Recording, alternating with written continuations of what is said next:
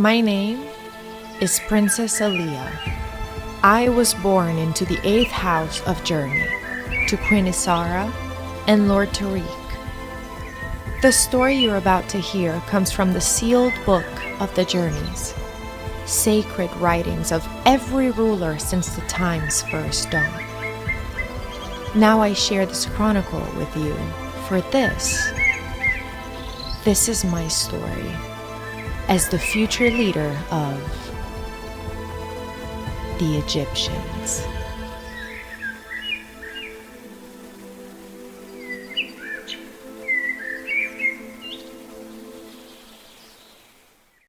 In the shadowed silence of the new homeworld's orbit, a forgotten relic turns in darkness. Het-Sekhem. Once a beacon of knowledge, it now lies dormant, a decaying sanctuary haunted by secrets best left buried. Its systems flicker. Its code stutters. But it is not abandoned. Dark corridors stretch into the void like the tendrils of a slumbering god. Bioorganic panels pulse faintly, as if remembering the lives once moved through them. The air, though thin, carries a scent of scorched plasma and aged metal. Shadows shift behind glass veils. Sensors awaken, but do not alert. The station is watching. A small black shuttle, unmarked, drifts silently toward docking ring B. No beacon, no signal, just intention, covert, deliberate, and cloaked in silence. Inside, the all-female Raven strike team prepares to breach. Warriors trained in the art of vanishing before a shadow can fall.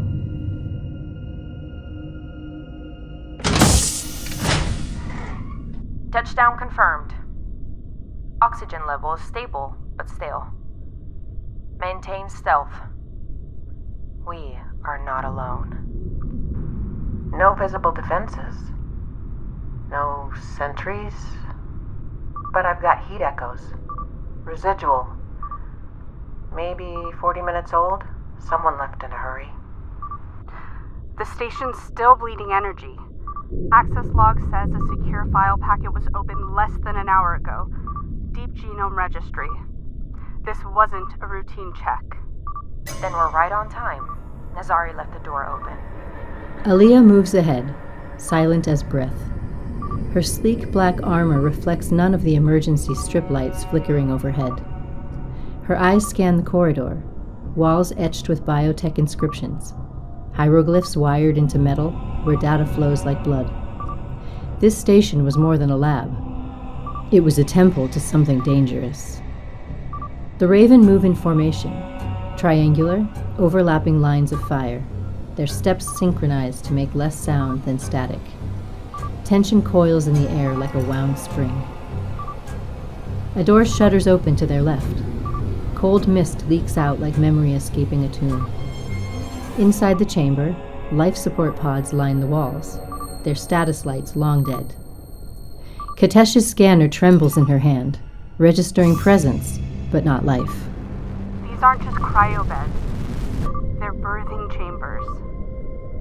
And what were they breeding? The women exchange glances. They are trained for stealth and war, but this is something else. Something sacred. Something corrupted. A silence older than memory vibrates through the steel bones of the station. This place feels wrong. Like it's remembering us. Keep moving. Eyes sharp. If one of the clones were here, we're already behind. Contact. Movement. Lower level. Humanoid shape. Just turned a corner and vanished. Pursue. No confrontation unless necessary. They descend 2 decks through maintenance shafts, bypassing blocked stairwells and rusted hatches.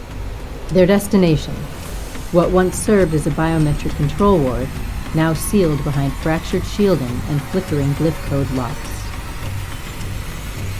And then, they see her. She steps out of the dark like an echo made flesh. A young woman, mid-20s, pale gown clinging to her like a second skin. Her eyes are impossibly calm, a perfect stillness, unblinking, watching. She's identical to the security hologram we pulled. It's her. No, there's another. Left corridor. Stand down. Identify yourselves.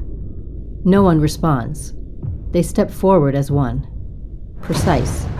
Predatory. The first one speaks, voice low, steady, inhumanly calm. Her tone is not threatening, but final, like a verdict from the gods. You should not have come. Fall back. Divide them. Her, whatever they are. They move like one mind. No, not one. 3 minds mirrored.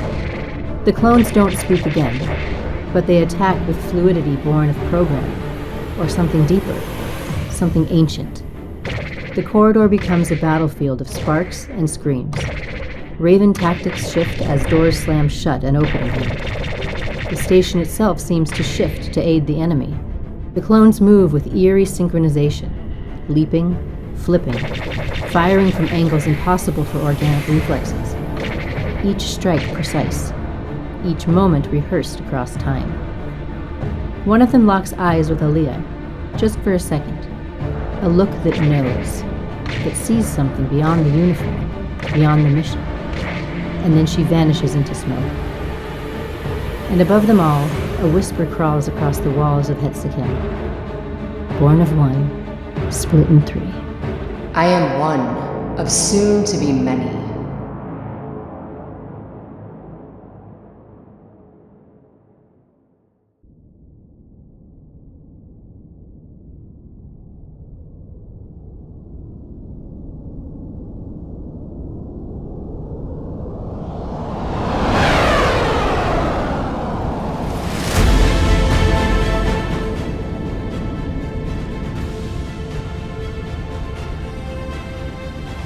Far above the crystalline towers of the new homeworld, the atmosphere ripples as a lone diplomatic shuttle slices through the sky.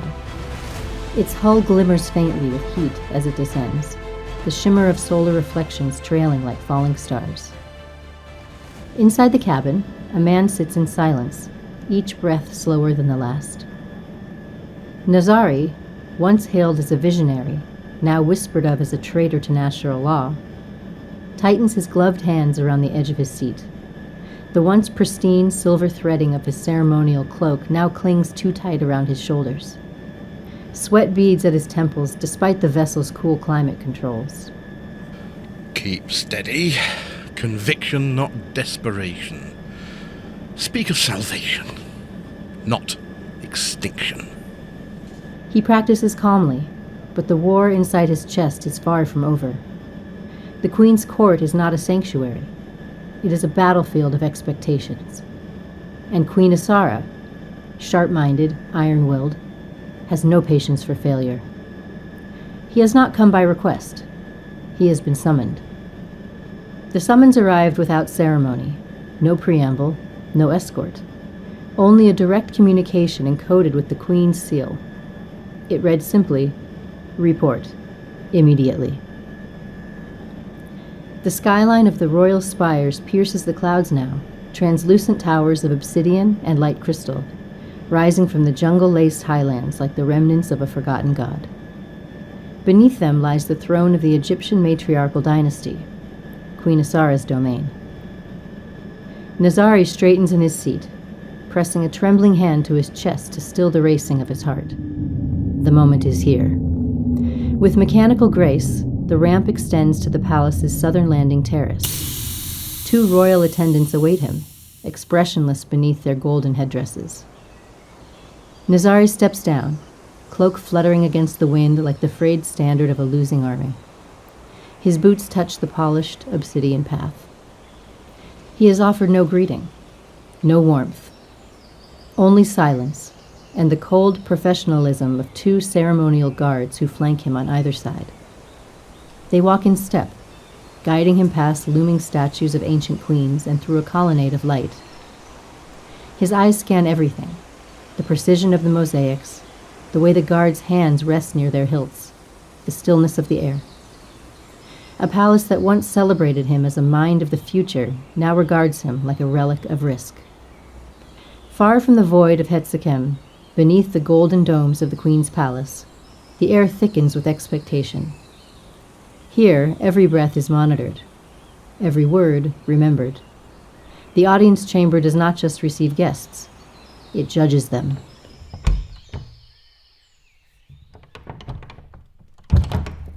Ahead, upon a dais of glowing stone, sits Queen Isara, the last true daughter of the line of light. Her throne, carved from the heart of a fallen star, rises in still majesty. The room bends around her presence. No sound dares interrupt her gaze. You were summoned, Nazari. Sit, and tell me what, if anything, you've managed to accomplish since we last granted you leniency. Your Radiance, Queen Isara, my deepest reverence. I come not as a relic, but as the last bearer of hope. I ask not for favor, only for faith. She remains seated, her face unreadable, a sculpture of discipline. But those eyes, those green-sunned eyes, pierce deeper than any blade. Hope requires evidence, not riddles, not vanished records. You were given 4 cycles of solar alignment to stabilize the male code. You've brought me neither heirs nor clarity, only hushed stories of malformed clones and missing protocols. Majesty, I stand on the precipice. The male genome, fractured, yes, but not beyond salvation. I believe I found a thread, a pattern hidden in dormant mitochondrial bridges between the genders. It's imperfect, but it's something. You believe, again. I don't ask for blind belief, only time, resources. The station is in dire need of upgrades, power stabilizers, full AI sequencing support. Without those systems, the work dies, and with it, the only path forward for Egyptian men. Isara stands slowly, her robe, stitched with golden hieroglyphs of judgment and wisdom, cascades around her like a storm front held at bay. Do you think I don't know what's at stake? Every week, my diplomats lie to the public, burying death records, falsifying fertility metrics, bribing planetary healers, to say nothing of what we face. Do you imagine that I sleep peacefully? No, Your Radiance. I imagine you sleep with the burden I carry, and I wish to lighten it. A long silence follows. Tension coils around the room like a serpent. Nazari dares not look up until she speaks again. You will receive 1/4 of what you asked. No more. No special access to our historical vaults. No conscripts. You may continue under observation. 1/4? Your Grace, that will delay breakthroughs by months, possibly years. This decision will set us back to the brink. You've had years, Nazari, and all you've shown me are whispers and shadows. You should be thankful I allow you even this much. Without another word, the Queen turns. Her robes snap behind her like banners in a solar wind as she descends from the throne and strides toward the chamber doors. Nazari moves as if to follow, desperation flickering in his gaze. Isara, please. The clones. If we stop now, there could be consequences, unforeseen patterns, instabilities. Then you had better pray your creations don't become your legacy. Alone in the silence of the chamber, Nazari lowers himself into the cold chair before the dais. His eyes stare upward, past the throne, past the stars, toward the heavens that grow darker with every passing cycle. He has little time, and fewer allies. The work must continue, at any cost.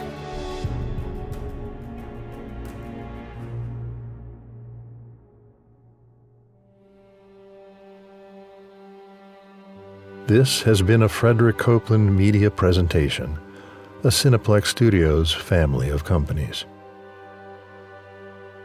Written by Fred Copeland.